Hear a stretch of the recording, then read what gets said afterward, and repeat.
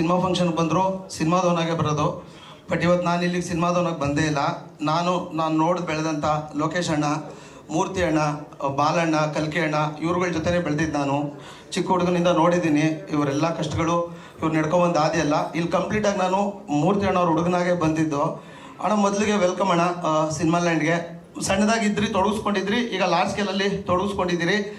Because ಸಿನಿಮಾಗೆ ನಿಮ್ಮಂಥವ್ರು ಬೇಕು ಅಣ್ಣ. ಕನ್ನಡ ಇಂಡಸ್ಟ್ರಿಗೆ, ಕನ್ನಡ ಸಿನಿಮಾಗೋ, ಕನ್ನಡ ಭಾಷೆಗೋ ಕಷ್ಟ ಅಂದರೆ ನಾವು ಟಿ ವಿ ಮುಂದೆ ಕೂತ್ಕೊಂಡು ಒಂದೆರಡು ನಿಮಿಷ ಹಾರಾಡ್ತೀವಿ ಅಷ್ಟೇ. ಆಮೇಲೆ ಟಿಫನ್ ಮಾಡ್ಕೊಂಡು ಸುಮ್ಮನಾಗ್ಬಿಡ್ತೀವಿ.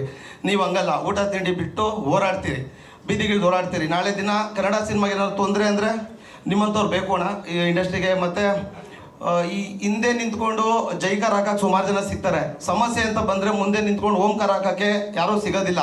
ಆ ಥರ ತುಂಬ ಸಮಸ್ಯೆಗಳಿಗೆ ಓಂಕಾರ ಆಡಿದ್ದೀರಿ ಅಣ್ಣ ನೀವು. ಸೊ ನಿಮ್ಮಂಥವ್ರು ಕನ್ನಡ ಇಂಡಸ್ಟ್ರಿಯಲ್ಲಿ ಇದ್ದರೆ ನಾಳೆ ದಿನ ಕನ್ನಡ ಚಿತ್ರರಂಗಕ್ಕೆ ಏನಾದರೂ ಕಷ್ಟ ಅಂದರೆ ಆ ಮುಂಚೂಣಿಯಲ್ಲಿ ಬಂದು ಹೆಗಲು ಕೊಡ್ತೀರಿ. ಹಾಗಾಗಿ ವೆಲ್ಕಮ್ ಅಣ್ಣ, ಥ್ಯಾಂಕ್ ಯು ನೀವು ಇಂಡಸ್ಟ್ರಿಗೆ ಬಂದಿದ್ದಕ್ಕೆ. ಮತ್ತು ಚಂದ್ರು ಸರ್ ಹೇಳ್ದಂಗೆ ನಾನು ಶೋರಿಲ್ ನೋಡಿದ್ದೀನಿ.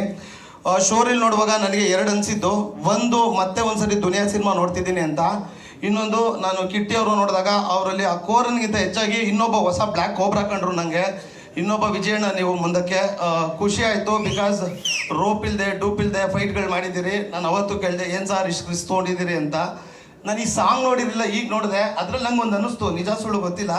ನಾನು ಟಿ ವಿಲಿ ನೋಡಿದ್ದೆ ನಿಮ್ಗೆ ಏನೋ ಏಟ್ ಬಿತ್ತು ಕಣ್ಣಿಗೆ ಅಂತ. ಮೇ ಬಿ ಶೂಟಿಂಗ್ ನಿಲ್ಲುತ್ತೆ ಅಂದ್ಬಿಟ್ಟು ಆ ಟವಲ್ನ ಕಣ್ಣು ಕಟ್ಕೊಂಡು ಆ್ಯಕ್ಟ್ ಮಾಡಿದ್ದೀರಿ ಅನ್ನಿಸ್ತು.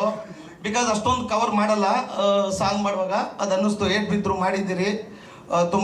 ತುಂಬ ಕಷ್ಟಗಳನ್ನು ದಾಟಿ ಸಿನಿಮಾ, ತುಂಬ ಕಷ್ಟ ಬಿದ್ದಿದ್ದೀರಿ. 8-9 ವರ್ಷ ತಾಳ್ಮೆಯಿಂದ ಕಾದಿದ್ದೀರಿ. ನಾನು 9 ದಿನನೂ ಮನೇಲಿ ಕೂತ್ಕೊಳ್ಳಲ್ಲ ಶೂಟಿಂಗ್ ಇಲ್ಲ ಅಂದರೆ. ಬೆಳಗ್ಗೆ ಎದ್ರೆ ಸೆಟ್ಟಲ್ಲಿ ಚಿತ್ರಾನ್ನ ತಿನ್ಬೇಕು ನಾನು. ಆ ಥರದ್ದೊಂದು ನಿಮ್ಮ ತಾಳ್ಮೆಗೊಂದು ಆ್ಯಕ್ಟ್ಸ್ ಆಫ್. ಒಳ್ಳೇದಾಗಲಿ ಇಡೀ ಟೀಮ್ಗೆ, ಒಳ್ಳೇದಾಗಲಿ ಅಣ್ಣ. Thank you.